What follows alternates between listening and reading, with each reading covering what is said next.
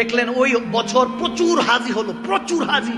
রাতে ঘুমাতে গেলেন 10ই জিলহজের পরের দিন, যখন ঘুমাতে গেলেন আওয়াজ আসলো গায়েব থেকে, কে জানি বলতেছে খাবের মধ্যে, স্বপ্নের মধ্যে, এ মালিক বিন দিনার, এই বছর যত হাজি আছে প্রত্যেকের হজ আল্লাহ কবুল করছেন একজন ছাড়া, সবার হজ কবুল একজন ছাড়া।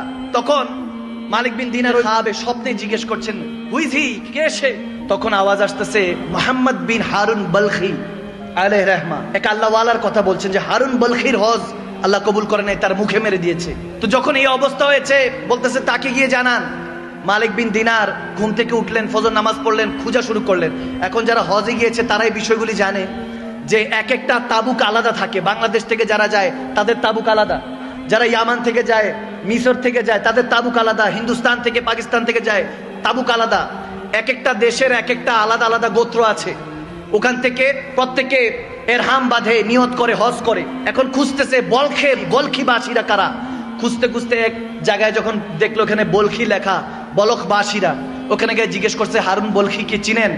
বলে হ্যাঁ চিনি, তিনি তো অনেক বড় আল্লাহওয়ালা, পরেজগার বান্দা, তিনি তো কিয়ামুল লাইল করেন, সারা রাত ইবাদত করেন, সারা দিন রোজা রাখেন, সুবহানাল্লাহ। এরকম অবস্থা, এত ইবাদত গুজার। বলতেছে বলেন কি? বলে ওনার ঠিকানা কই? বলে হুজুর যে পাহাড়ে গেলে একটা ছোট্ট ঘরে দেখবেন ইবাদত করছে মনে হয়। গেল হযরত মালিক বিন দিনার কাছে গিয়ে দেখতেছে এখন ইবাদত করছে। যখন ইবাদত করছে নামাজ সালাম ফিরালো, সালাম দিলেন মালিক বিন দিনার, আসসালামু আলাইকুম ইয়া মুহতারাম। তিনি ওয়ালাইকুম আসসালাম ইয়া মালিক বিন দিনার বলেন, সুবহানাল্লাহ। বলে আপনি আমাকে চিনেন নাকি? বলে জি, যিনি আপনাকে পাঠিয়েছেন আমি তারই বান্দা। যখন মালিক বিন দিনার বলে আপনি এত পরেজগার ব্যক্তি, আপনি জানেন আমি কে? বলে এটাও জানি, নিশ্চয়ই কেউ না কেউ খাবে আপনাকে বলেছে যে আমার হজ এই বছরও কবুল হয় নাই। অবাক হয়ে গেলেন, স্ট্রেঞ্জ হয়ে গেলেন। বলে ব্যাপার কি, আপনি খবর জানেন? বলে হ্যাঁ। দেখতেছে ওনার একটা হাত কাটা, হারুন বলখি তেনার ডান হাত কাটা। বলতেছে ঘটনা কি আমাকে বলেন। হারুন বলখি বলতেছে হুজুর বলতে পারবো না, বললে আপনি আমাকে হয়তোবা মারবেন, আমার গায়ে হাত তুলবেন। বলে না, যে এত বড় পরেজগার, যাকে সবাই ভালো বলছে, যিনি আমার খবরও জানে, তার হজ আল্লাহ কবুল করে নাই, ঘটনা কি জানতে চাই। বলে হুজুর শুনেন তাহলে, এটা আমার 25তম হজ, আমি 24 বছর ধরে হজ করছি। কেউ না কেউ আল্লাহ ওয়ালা এসে আমাকে বলে দিয়ে যাচ্ছে তোমার হজ আল্লাহ কবুল করে নাই। হারুন বলকি তোমার হজ তোমার মুখে মেরে দেওয়া হয়েছে, নাউজুবিল্লাহ, আল্লাহ কবুলই করে নাই। তিনি কান্না করে উঠলেন, হাউমাউ করে উঠলেন। বলে হুজুর 25 বছর আগে আমি শরাবী ছিলাম, শরাব পান করতাম, মদ পান করতাম, বেহুশ হয়ে থাকতাম, খুদের মধ্যে থাকতাম না, বেখুদ হয়ে যেতাম। হুজুর আমার হুশ থাকতো না, রমজানের ওয়াক্ত ছিল, সবাই ইফতারের জন্য তৈরি করছে, নিজেদেরকে প্রস্তুত করছে। আমি মদ পান করে যখন ঘরে প্রবেশ করলাম, ক্ষুধা পেয়েছে, খাবারের জন্য যখন হাত বাড়াচ্ছি, মাকে বললাম রুটি দাও, গোশত দাও। মা বলল শরম করো, হায়া করো, লজ্জা করো, সবাই রোজাদার, তুমি কেমনি ভাবে বেরোজদার মদ পান করে এসে তামাশা করছো, হায়া করো, লজ্জা করো। যখন বলছে, দেখেন অনেকে, আমি এই জায়গায় একটা কথা বলি, কোন মা বাবা যদি তার সন্তানের সাথে কথা বলতে কার্পণ্য বোধ করে, চিন্তা করে যে আমার সন্তান এই কথাটা বললে হয়তো রাগ করতে পারে, আমি মনে করি সেই রকম সন্তানের মতো বদনসিব সন্তান আর জমিনে নেই। আওয়াজ দেয় না, ঠিক না? যে মা বাবা আপনাকে জন্ম দিল, সেই মা বাবা যদি চিন্তা করে যে আমার ছেলে আমার মেয়ে মনে হয় রাগ করবে এই কথা বললে, তার মতো বদনসিব আর নেই। মা বাবা আপনাকে হায়া করছে, আপনাকে ভয় করছে, নাউজুবিল্লাহ, তার মানে আপনার জান্নাত এখন আর সেই আল্লাহর কাছে চৌখাটে, আপনার ঘরে আর জান্নাতটা নাই, ঠিক না ভাইয়ের আমার, বাবার আমার। মা যখন বলো হায়া করো, লজ্জা করো, সে হারুন বলখি বলে হুজুর আমি এটা শুনে রাগ মাথা উঠলো, আমি একটা থাপ্পড় দিলাম আমার মাকে, নাউজুবিল্লাহ, থাপ্পড় দিলাম। আমার মাটা তরপাইতে তরপাইতে উনুন, ওইখানে আগুন ছিল, চুলার মধ্যে পড়ে গেল। আমাকে কয়েকজন ধরাধরি করে, যেহেতু নেশায় ধুত ছিলাম, খবর নাই, বেহুশ, ঘরের মধ্যে আমাকে বন্দি করলো। পরের দিন ঘুম ভাঙলো, দেখি আমার স্ত্রী ওয়াইফ ব্যাগ গুছাচ্ছে। বললাম কি ব্যাপার, কোথায় যাচ্ছ? বলে যে মায়ের সন্তান হতে পারে না, সে বউর স্বামী কিভাবে হবে? আমি তোমার সংসার করব না। বলে আমার মা কই? বলে তোমার মা রাতের বেলায় জানাজা হয়ে গিয়েছে।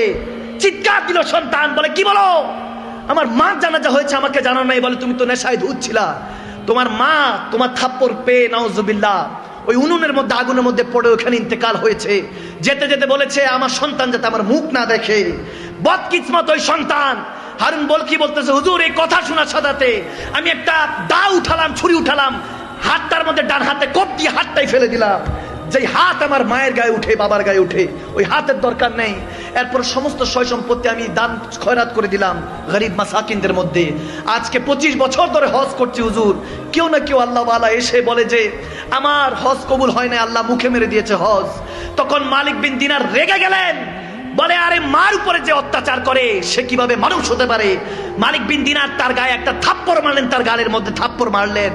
তখন হারুন বলকি বলে হুজুর এটারই লায়েক আমি অনেক বড় গুনাহগার, মার সাথে জুলুম করেছি, বাবার সাথে জুলুম করেছি, থাকতে বুঝি নাই, এখন চলে গিয়েছে, এখন হাউ মাউ করে কাঁদি যে মাগো একটাবার বলতে চাই তোমার রান্না খুব ভালো লাগতো, বাবা গো একবার বলতে চাই তুমি আমার জন্য যে পরিশ্রম করো কখনো বুঝতে দাও না তোমার মনের কষ্টগুলি।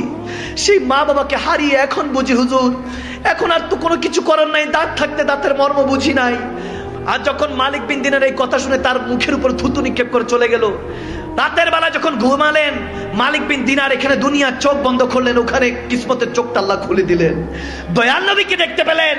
দয়াল নবী এসে আমার মালিক বিন দিনারকে বলতেছে, হ্যাঁ মালিক কি জন্য তুমি হারুন বলখিকে মেরেছো? বলি ইয়া রাসূলুল্লাহ মায়ের নাফরমান ছিল, মাকে হত্যা করেছে। বলে আমার নবী তখন মুচকি হেসে দিয়ে বলে সেই মায়ের উসিলাই সে জান্নাতি হবে, তাকে জানিয়ে দাও। তখন মালিক বিন দিনার বলে এটা কিভাবে সম্ভব ইয়া রাসূলুল্লাহ?